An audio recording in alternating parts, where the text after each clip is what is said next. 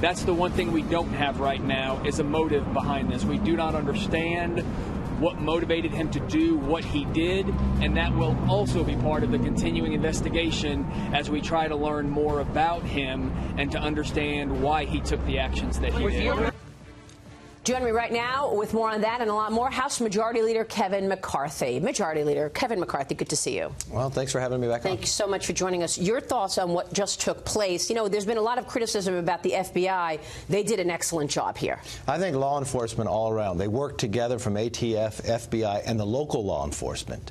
And they really, I think in nature, tracked this down rather quickly because it was a difficult situation to deal with. I feel for all those in Austin, how scared they must have been in the process. But I think they're taking the right approach, how they approached him, but also from the standpoint of making sure they are correct. There's nothing else out there. Yeah, so we'll learn more as it goes on. Exactly. I mean, at this point, they're saying, look, stay vigilant. We don't know the motive. We don't know if this individual did this alone or if there are others involved. Yeah, and you don't know. I think when they get to their house, looking through it, I don't know if it's going to be booby trap, but they'll have much more information.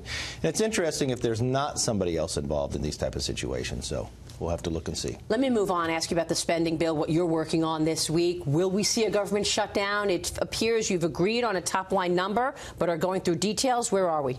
Well, you know, the last battle was really the big battle, because the battle was always about funding and what funding would we go future with.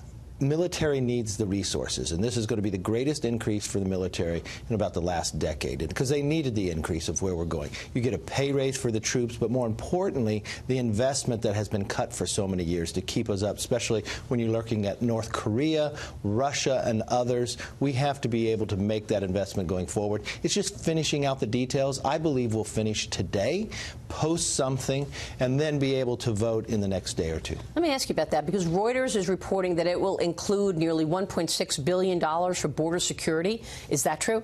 I believe at the end of the day, no final details, but that's what we put in prior when we passed the appropriation bills, and 1.6 is the number I would like to see. The president had made another offer. I mean, this is where the president is trying to solve this DACA situation. Think about how many times he has reached out to the Democrats. And I think he's found some common ground, but they again said no. He would extend out DACA for a number of years if we were finished the border security. The Democrats said they did not want to do that. But I give the president a great deal amount of credit of trying to solve this issue. Why don't they want to do it? I mean, the truth is that he put a deal on the table that was even better than they were initially asking for. It was. He's looking for border security and making sure that you don't come back to this problem 2 years from now. But he extended it further for the number of individuals to be able to go there. If I were the Democrats, knowing what they want, I would have taken that deal. Sometimes I wonder some of them want to just keep a problem out there. Right. Almost make it political instead of solving a problem. Going into the midterms, they want something to attack the president on. Exactly. Yeah. Let me ask you about the opioid spending, because the last time we were talking about a spending bill, there was a lot of complaints and criticism about too much spending. I recognize you need to give to get in terms of the military, but is it including $2.8 billion in opioid spending? And what are the other spending that perhaps you're going to have to swallow as a result of getting what you need for the military? Look, the main reason we are where we currently are is because it takes 60 votes in the Senate. So if we didn't have to have that, we'd be in a different situation. But if you wanted to be able to plus up the military, actually bring the military back. Think about how many planes are not able to fly. Think about the number of our military men and women who have actually died in accidents just in the last year. So we all knew we had to have that investment. But to get the investment in the military, the Democrats held us to a point that we had to invest domestically. But think about where we've put that domestic money. We're putting almost $3 billion into opioids. We're putting a number of billion into infrastructure.